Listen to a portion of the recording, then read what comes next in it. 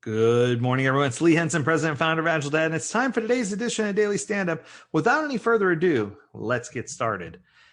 It's often very strange when I receive an email like this one. So I got an email from someone asking me to help them find a good template for a definition of done. Now, I've received this message hundreds of times, and I always go through and try to find something, or I try to take one from a previous company and pull it together. But I recently stumbled upon an article by Simon from scrum.org, and this was a good article. It was a powerful article. So in his article, he says, in a recent class, a new Scrum Master asked me for a simple example of a definition of done. It's very seldom that I'll read directly from an article, but this time I'm going to. So I want to make sure I give him his full credit. He says they also wanted to understand how it differed from a concept of acceptance criteria, which is often a question that I get. This post captures the answers to both of those.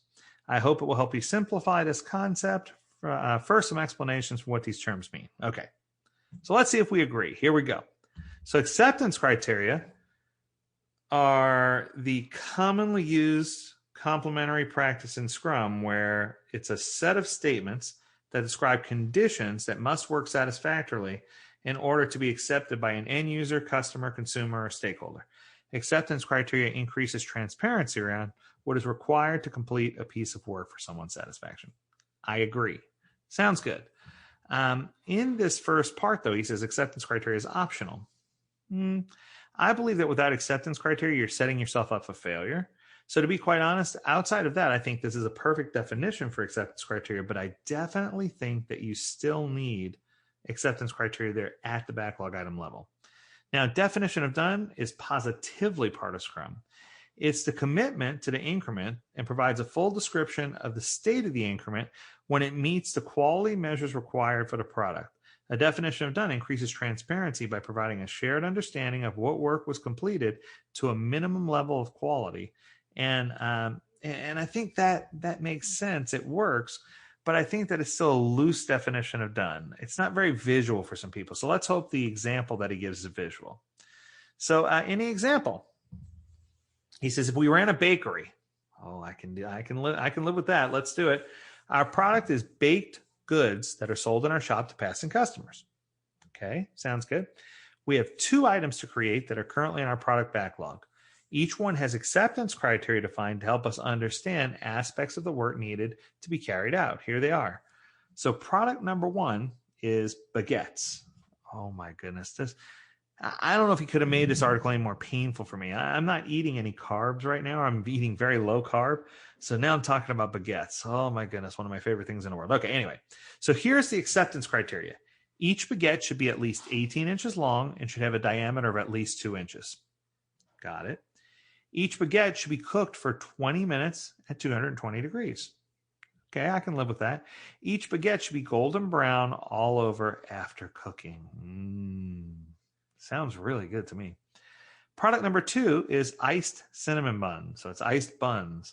And the acceptance criteria here is that at least 5 inches long and 3 inches high for each bun. They're cooked for a minimum of 15 minutes at 200 degrees. Making sure they're ready. And the icing covers 80% of the top of the bun, and that each bun should have a cherry on top. Wow, that's pretty cool. So acceptance criteria in this case are at the micro level. It's unique and specific to each individual product backlog item. The criteria here would ensure we have understood the work for each item and that we've met someone's needs with the completed work. So for me, I always say acceptance criteria should be given when then. Given that we want the bun to be a specific size, when we bake it, then it should be at least 5 inches long and 3 inches high. That's a given when then statement, right? So we could use the Gherkin model in order to figure these things out, so plug easily into whatever tool we're using so that we can automate some of this acceptance criteria. Now, I think we got the acceptance criteria piece down. Let's talk about the definition of done. So the definition of done in this case should apply to both items before they would be considered as part of the increment that we put for sale to our customers. So in this case, this is their example for definition of done. And I like it. I'll tell you that ahead of time. Definition of done. Bullet point. All ingredients used are fresh, no processed ingredients. Number 2, the kitchen is clean at the time of preparation.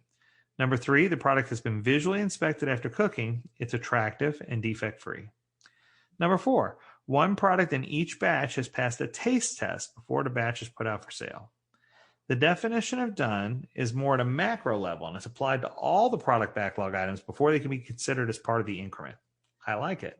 The criteria here ensures a known level of quality has been reached, regardless of what specific work or what specific item we're talking about. So in this example, we could see that it doesn't make sense to give a product to a customer that didn't meet the definition of done if it was undercooked or didn't have the right level of frosting or whatever the case may be. An inferior product can mean that we lose the customer, hurt the customer, or get our bakery closed down because of health logic, and we don't want to do that, health reasons, right? Making quality criteria transparent and applying it to all the product increments helps us ensure that it doesn't happen again. So when the problem here, though, I love what they got here, but the problem is when people start to create less tangible items like software, it's harder for you to call out a definition of done this way, right? The definition of done is intended to prevent people from slipping, with the overall focus of the increment. But I feel like it almost begs for the acceptance criteria to encapsulate so that you can make sure you achieve the definition of done. So I think one feeds into the other. It's kind of like a vision and a strategy, right? I would argue that you probably need both in order to be successful.